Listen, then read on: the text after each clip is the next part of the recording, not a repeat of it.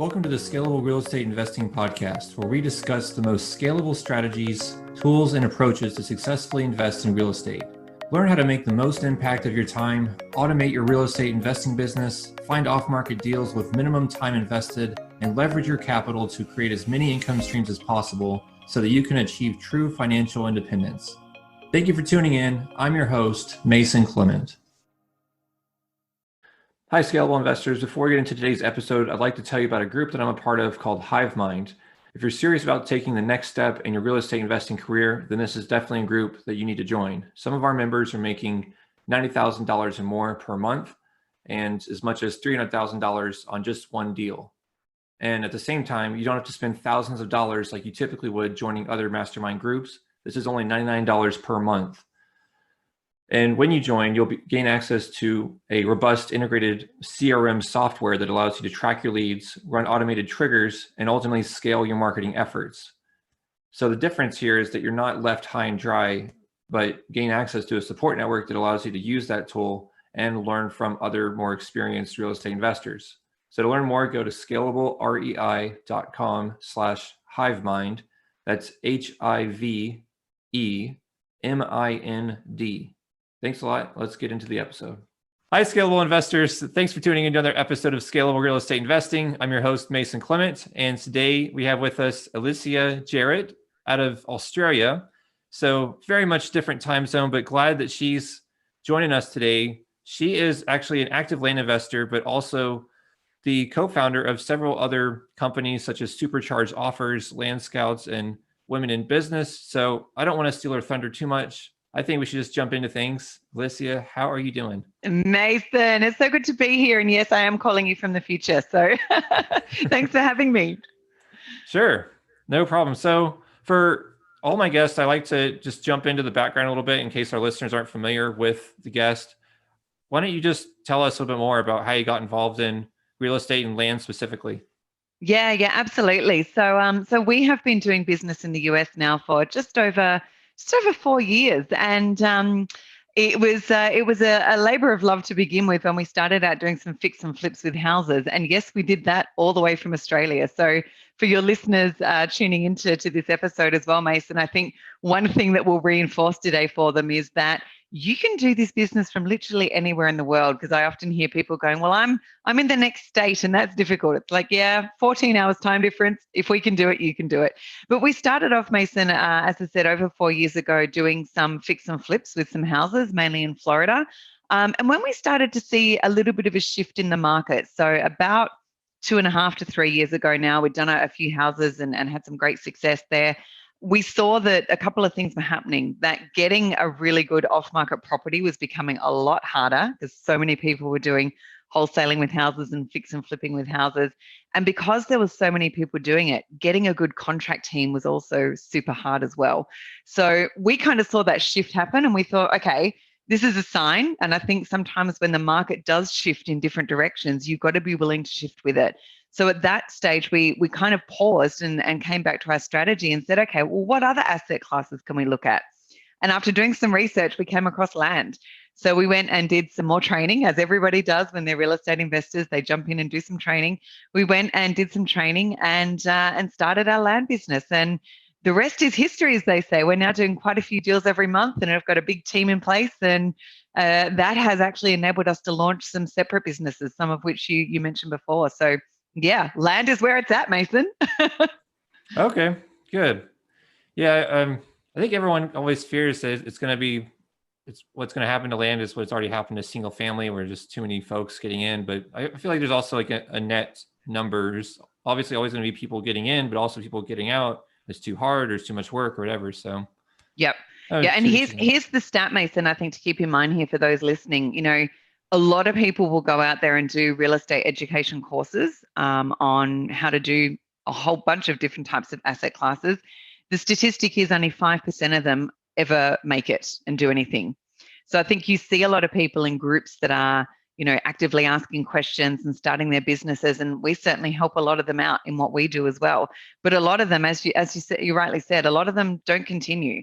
So the ones out there that are doing it as a true business and not as a hobby, there's actually not that many of them when you consider that there's 350 million people in the States and millions and millions and millions of pieces of land that are still out there for the taking. So I think there's enough deals out there for all of us. Yeah, I agree. And honestly, I've been in areas where the market, the price point for different lots is different, just literally across the water, across the lake. So, yep. I mean, you might be involved in that north side of the lake, and I'm on the south side, and you have different totally realtors. Different. Yeah. Yeah, we call that the train track rule. It's almost like you got to imagine where there might be a train track or a highway or a lake, and either side of it can be totally different markets. And how well you get to know that market is what makes you business, right? So, yeah. Yeah, definitely.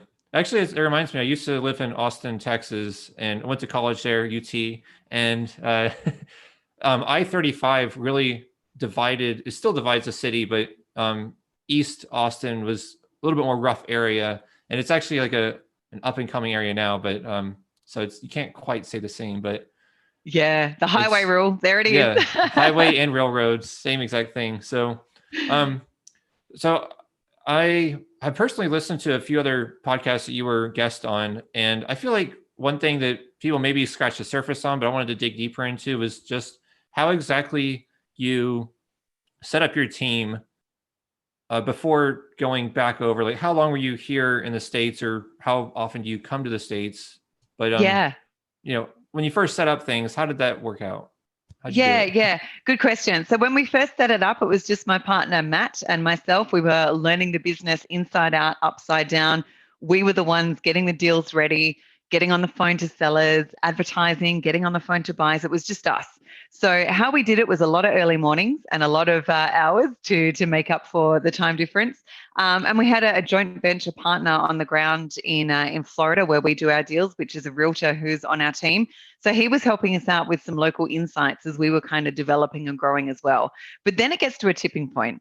And I think that tipping point came when we said, enough of doing this as a hobbyist. So for me, a hobbyist is someone that wants to do 1 or 2 deals a month.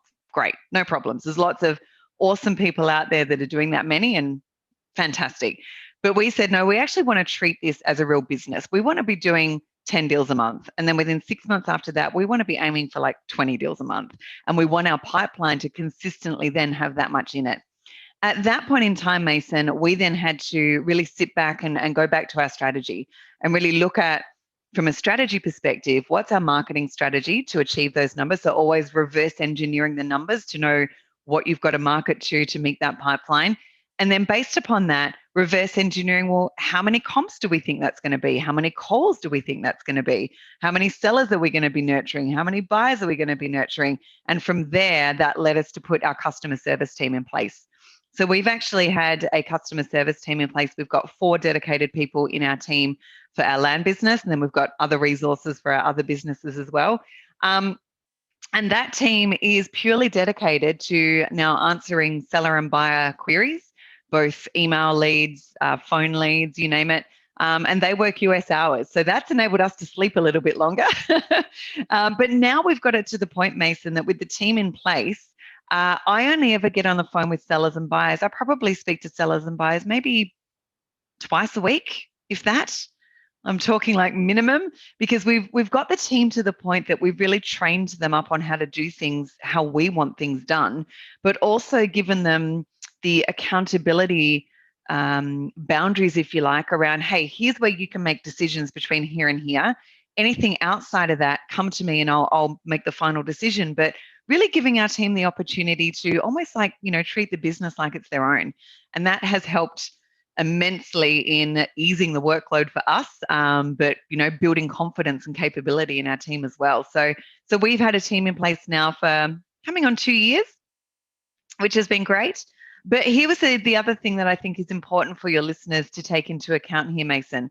We didn't put that team in place until we knew everything about this business and how we wanted it to run. I think I see a lot of people out there that throw resources at things and they go, well, that's, I need to automate my business by throwing resources at it. That's actually not automating your business. That's just throwing resources at a task. So, and I think sometimes unless you know what good looks like for that task, like how you want your outcomes to run in your business, then it's hard to put resources on it because you can't measure success. So being really clear on those things before you throw resources is what we needed to get clear on before we grew our team. And is that like starting to quantify, like you need to contact this many people and to put at the top of the funnel and all that to go through? Or? Yeah, it's all of that. So quantifying, what does good look like when it comes to negotiating with our sellers? How many, if we've got people that are wanting to negotiate on offers, what's our conversion rate that we're looking for there? How often do we want people to be called back and within what time frame? How quickly, when we get a property under contract, how quickly do we want that property done with due diligence, ads, and up and running? So putting, KPIs in place for all of that so that we can measure the effectiveness of our business. Otherwise, quite quickly, you can find yourself in a place where you've got, 100 deals in the pipeline, but no one's managing them and no one's looking out for them and no one's running comps on them. So really driving an outcomes-based business is what we needed to think about first of all.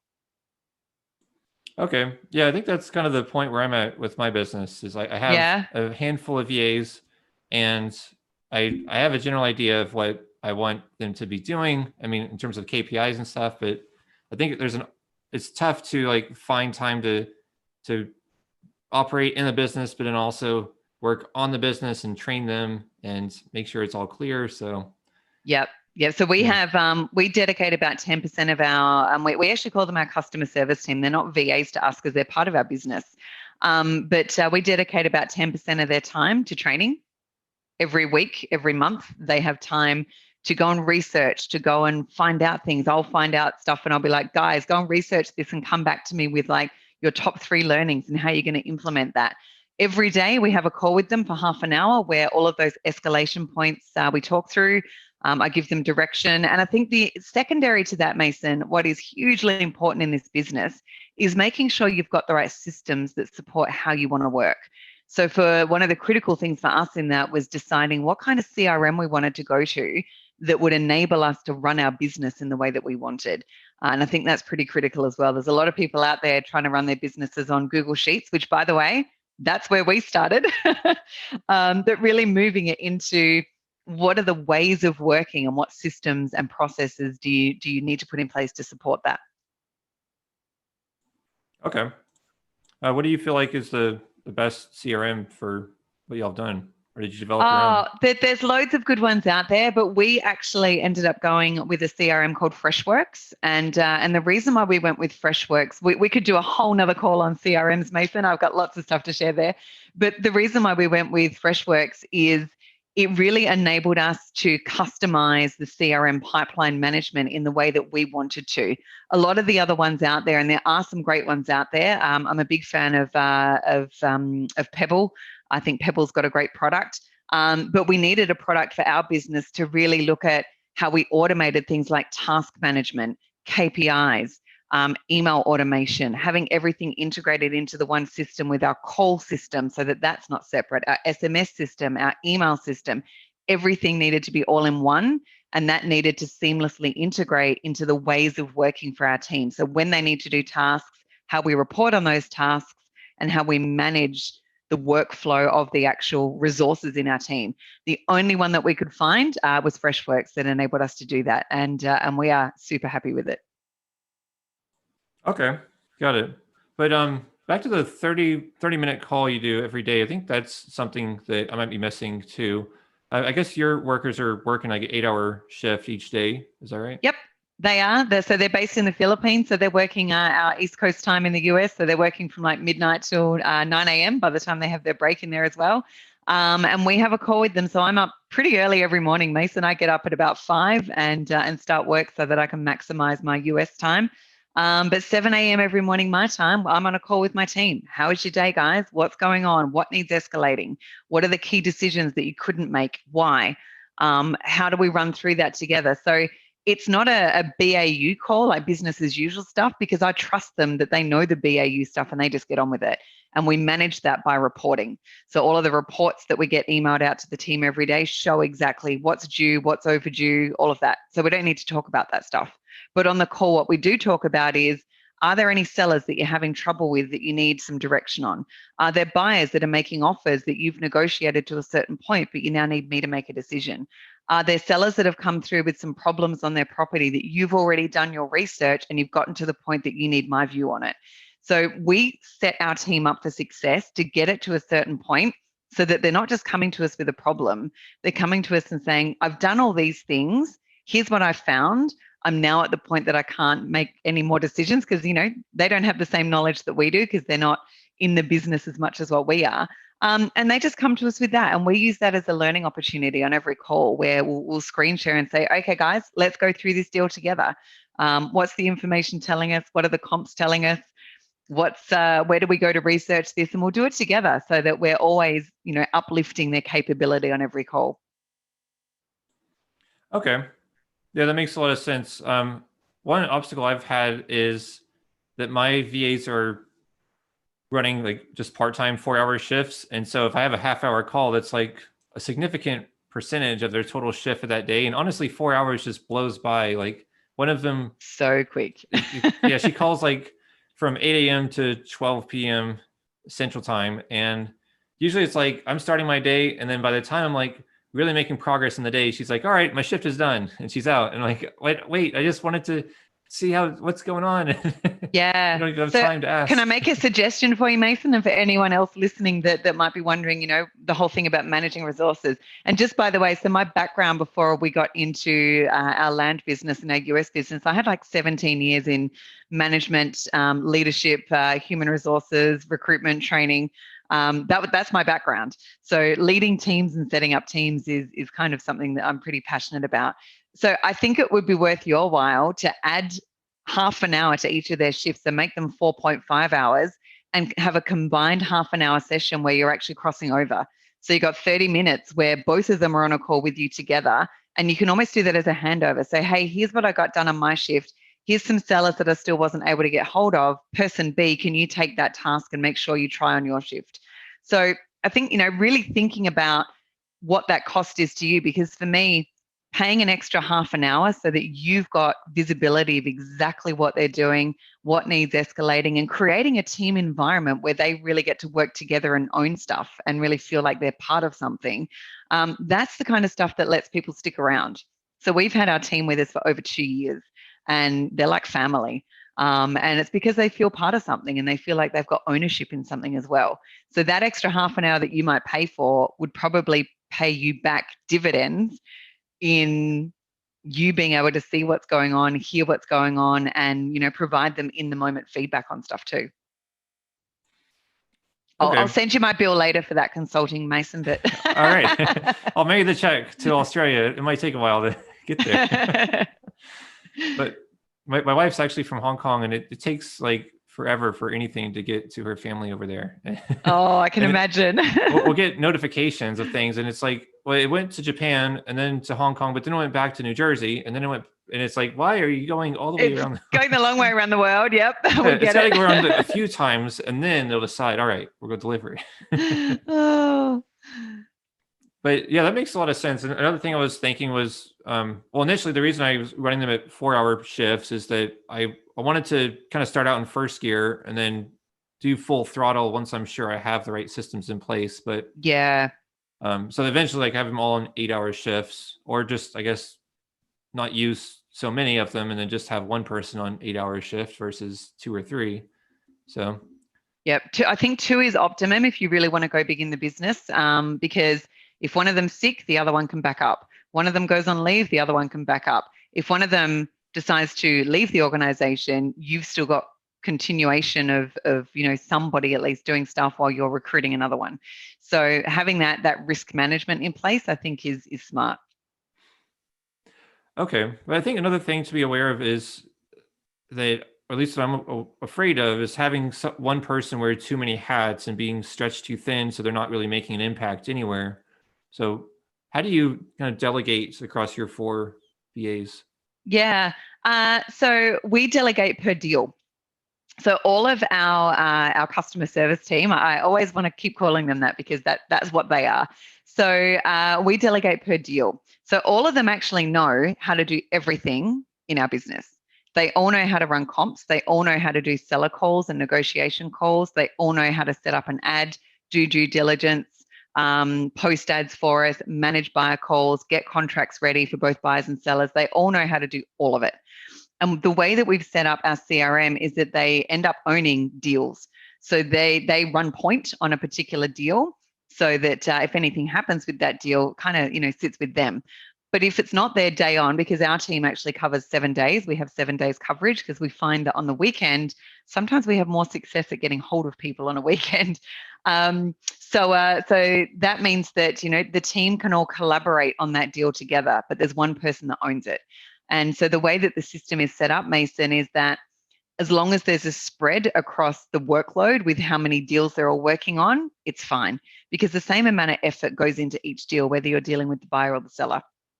So that's the way we run it. And that also means that we've got contingency plans in place. If someone's away or if someone's sick and they're partway through posting an ad and they can't do it, one of the other team can go in and pick up their task because they know how to do it and finish it.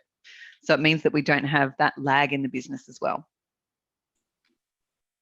Okay, got it. Yeah, that's really helpful because I have one person that's dedicated solely to cold calling, but I think it would be so much helpful if all of them were able to do everything else. So definitely will give that a try. And it also, if I can add to it, it also gives them a sense of pride and ownership because they feel like they're building skills.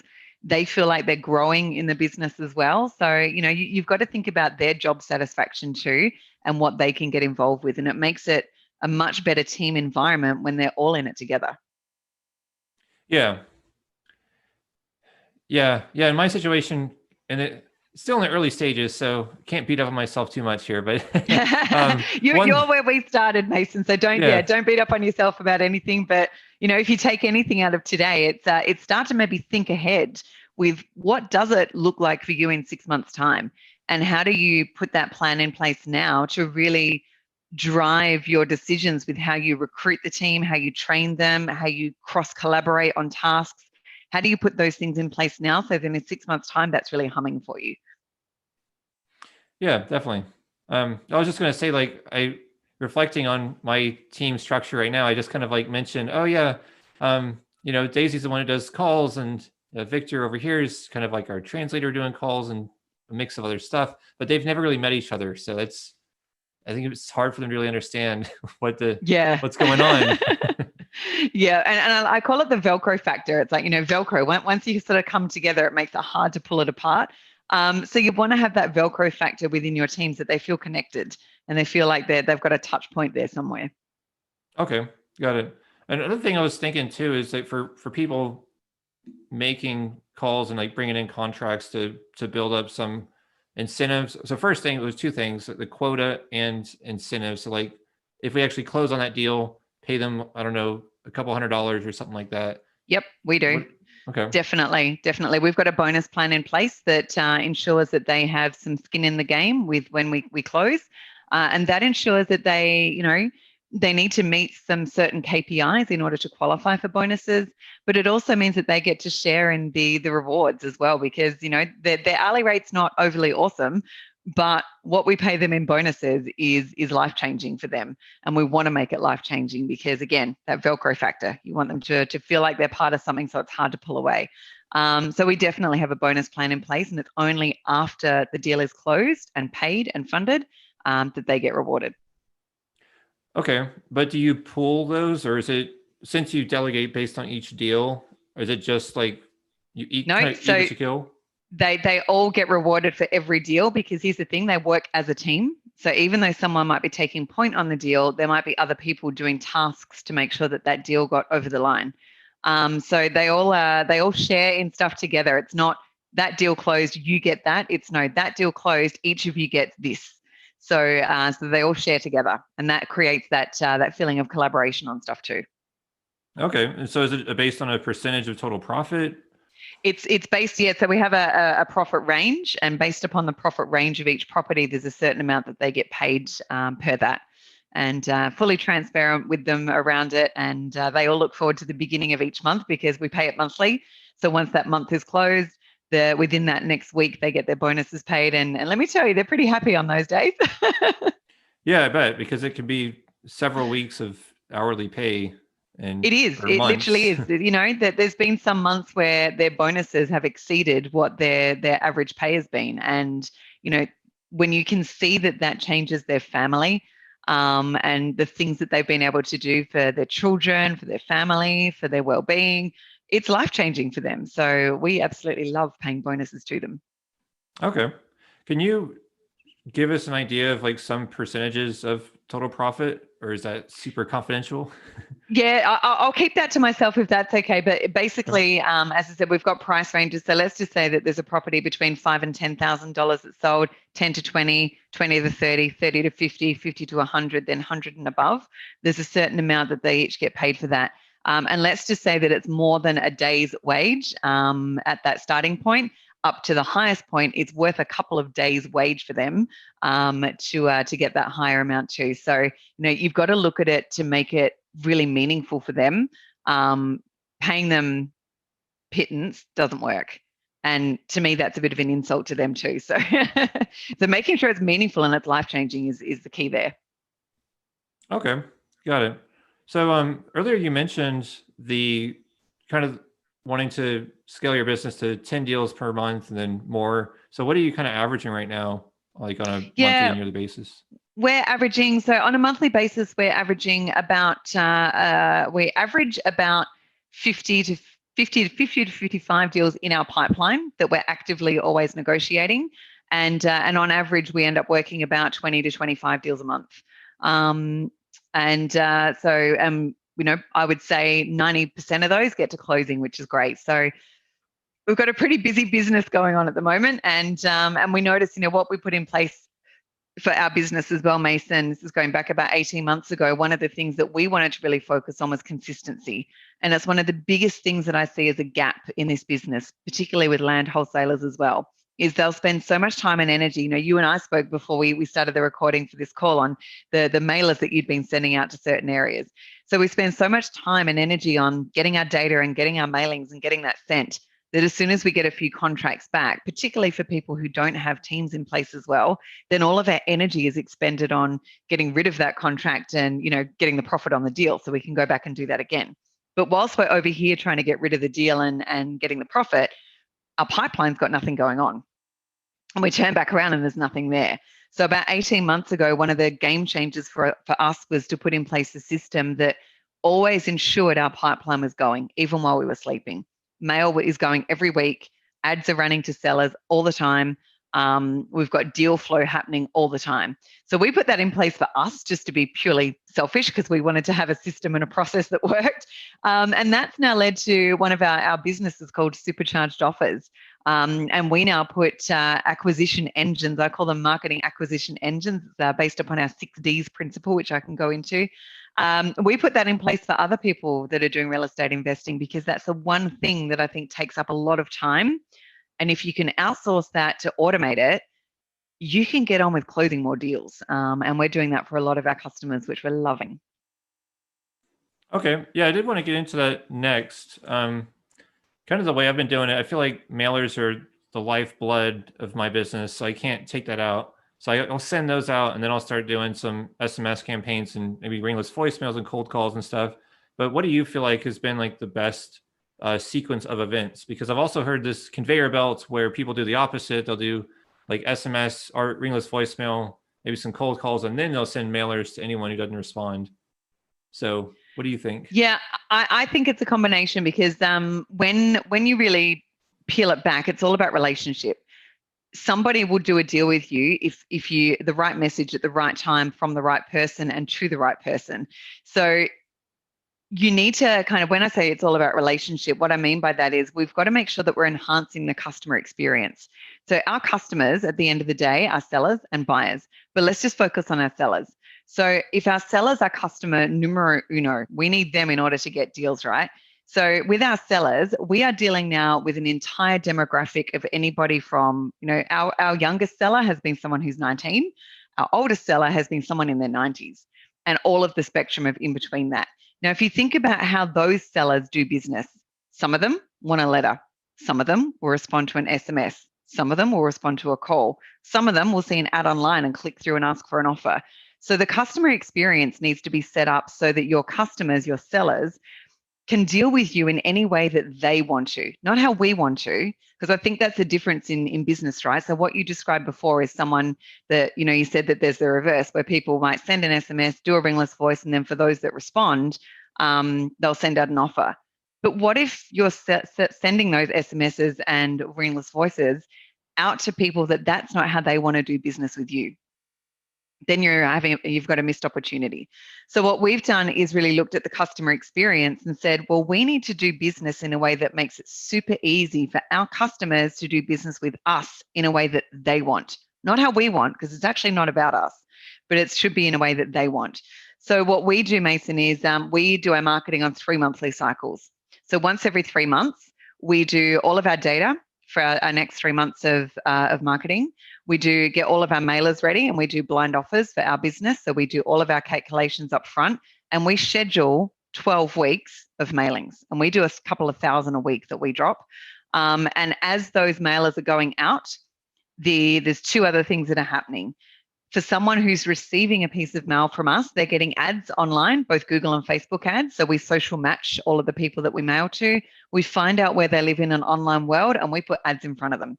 So we're looking at brand recognition. So as our letter's going out, and if they get 10 offers that month, but they look at ours and go, I think I've seen these guys somewhere before, then that makes a difference. And so we're doing ads online.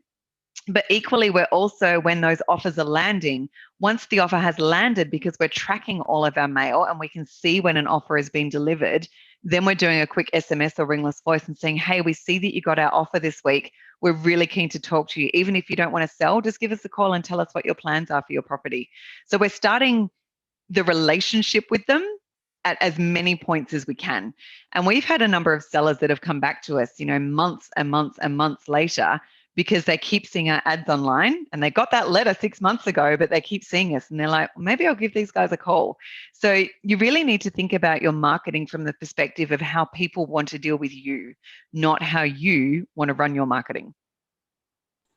Okay. And it's funny you mentioned that. I've bought a Facebook ad course and worked with some other agency to run Facebook ads for me to try to find sellers. And a lot of times it's like, Mason buys land or Mason buys houses, but are you actually running just using your company name? We are. So Landscouts is our land business. And here's the difference. So running ads to no one. And what I mean by that is you can run an ad and put an ad out there and try and get your demographic and your keywords and your custom audience, et cetera, et cetera. First of all, in order to do ads on Google for custom audiences, you need quite a few tens of thousands of leads in there to build a custom audience. But what we're doing is we're not putting ads out into the ether to anybody. We're only targeting ads to people on the list. So if we're mailing out 15,000 mailers, we are pushing ads out to 15,000 people because we're social matching them. So we're using all of their information to find out where do they live in an online world. And we're actually pushing ads direct to them. So I think that's the difference, because a lot of people go, well, pushing ads out to try and get sellers. And we do that too. Like, we've got ads running. But you find that not too many people will interact with your ad unless they're meant to in some certain way. So that's about how we get that ad in front of the right people at the right time, at the same time that we're sending them a mailer, so that we're trying to, really get that brand recognition happening. Okay, that makes a lot of sense. I'm definitely going to shut down my Facebook ads right now. Because Don't shut them down, but make another call with me and I'll walk you through what we do and how we do it. Actually, I'll hook you up with our sales manager who's based in New York. So she, Joey, who's been with us now for over a year. So she's our sales manager for Supercharged Offers, and she can take you through how everything works. And the whole thing, Mason, as well with marketing is, we talked before about there being a decent amount of people in this business now. And I said, there's still enough deals out there for everyone. What you want to be doing is doing all the things that your competition isn't doing. So how do you stand out from everyone who's just sending mailers? How do you stand out from people that are doing SMS and then trying to respond to that? And the way to do it is, 1, consistency, but 2, doing it all. Because at the end of the day, you've got a seller on the end of the line or the end of the computer or the end of an SMS or the end of an email that will want to do business with you in a way that they choose. And you need to create the mechanisms for them to be able to do that. Okay, got it. Yeah, it's just been a frustrating process because we're running ads trying to find sellers. Most people just say they see like this the copy there, and it's like buy land.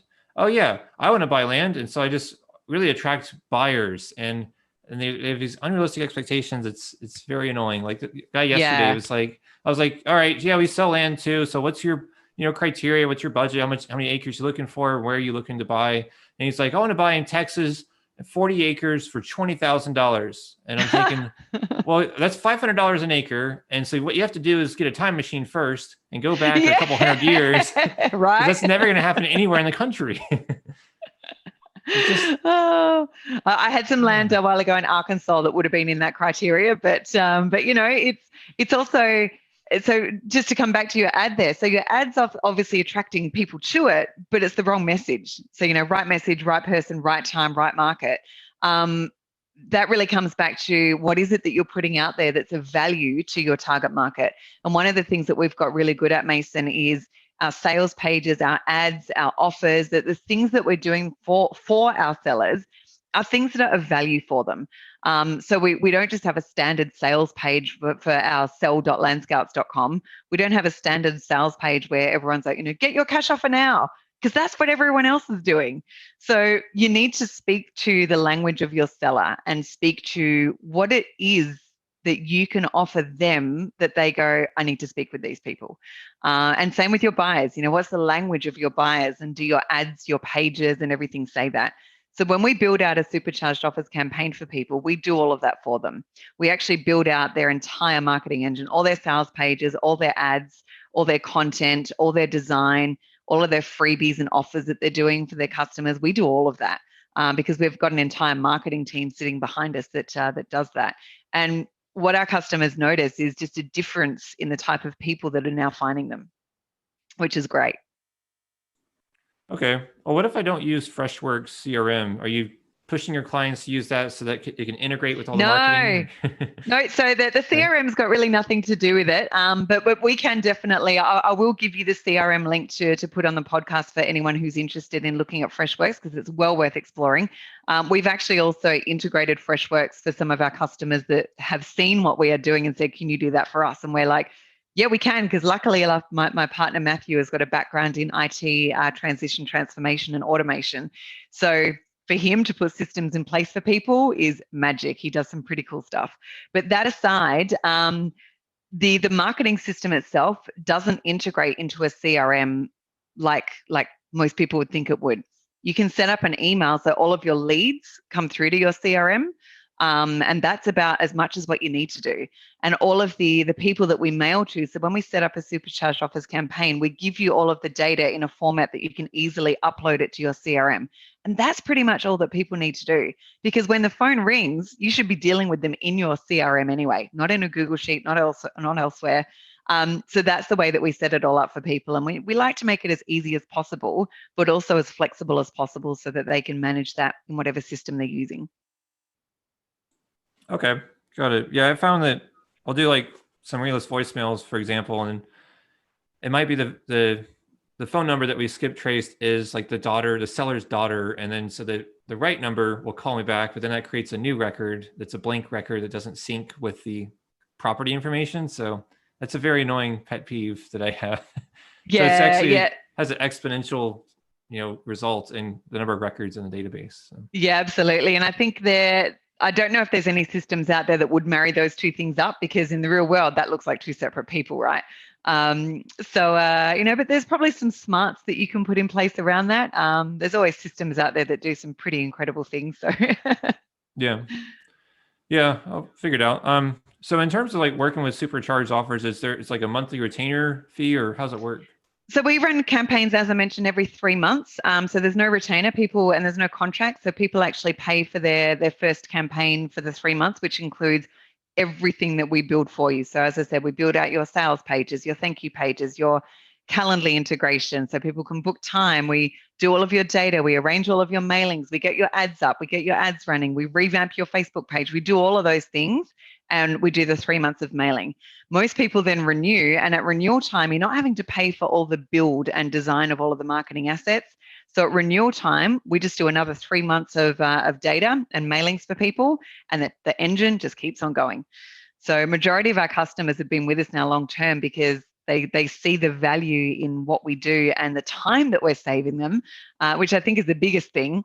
The time that we're saving them on doing their data, getting their data cleansing done, making sure that they've got good ETL processes with their data, which is extract, transform, and load. Technical term for all the checks that get put in place with data. Making sure that their mailers are always happening and tracking that and monitoring that. We do all of that for them. So I think the main thing is that people see the value in the time.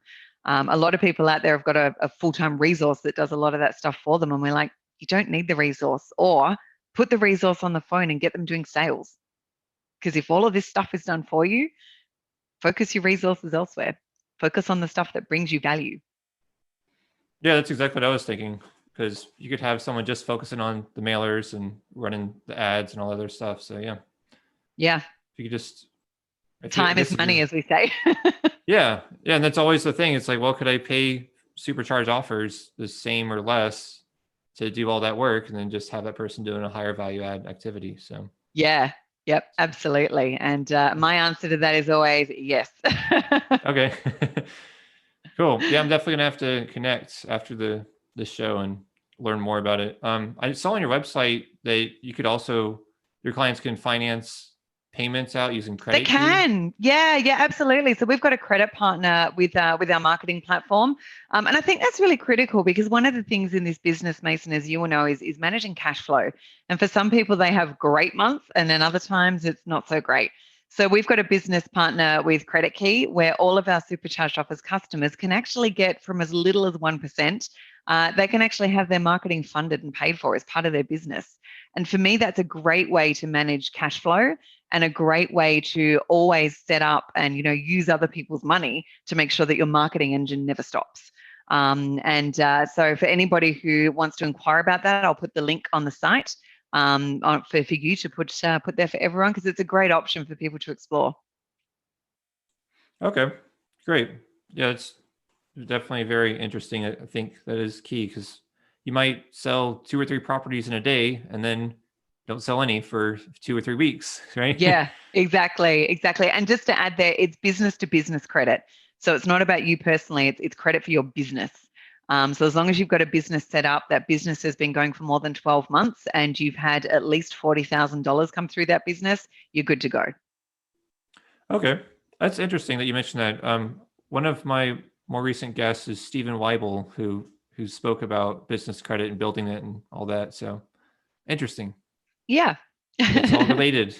And I'm glad I had him on so that people could learn about that, because it's like a kind of like this, I don't know, a black box, like a gray space, because people know about personal credit and FICO scores, but there's not really so much emphasis on building business credit. So yeah. And I think it's important for people to know, because there's actually loads of things that you can do to help grow your business using credit as a really efficient way of doing that.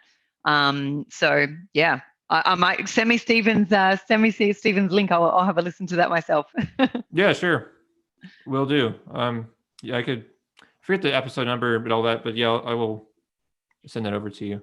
I'm just looking through my notes here on other questions I wanted to drill you on, but I'm running out.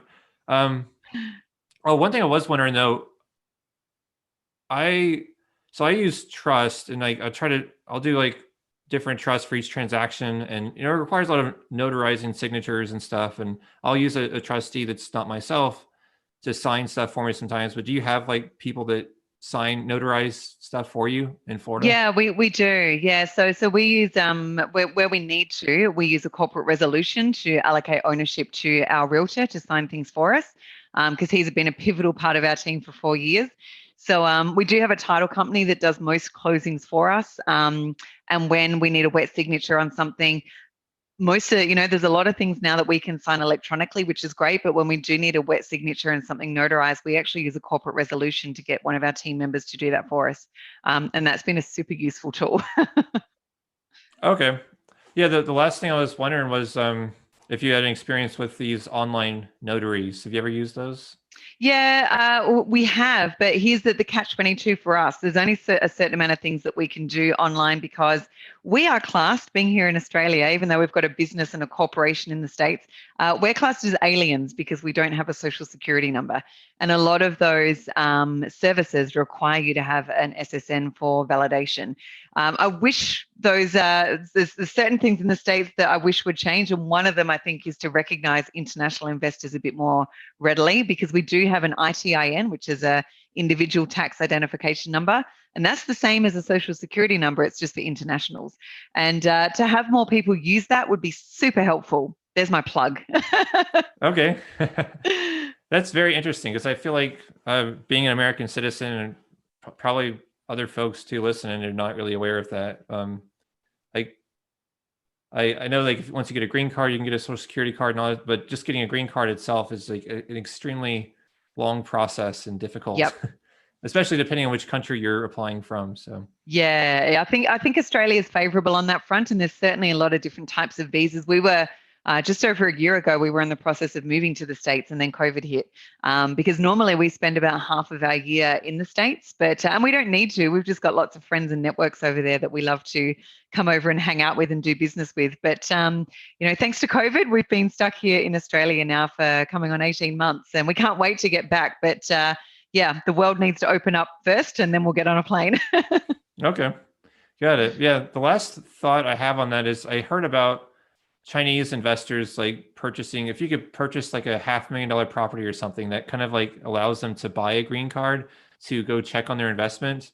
I don't know if you're familiar with that, but it's just a last thought on the. I'm not, but okay. yeah, I tend to try and not get caught up in stuff like that because it distracts me. Yeah. It's a whole other rabbit hole we shouldn't go down. Yeah.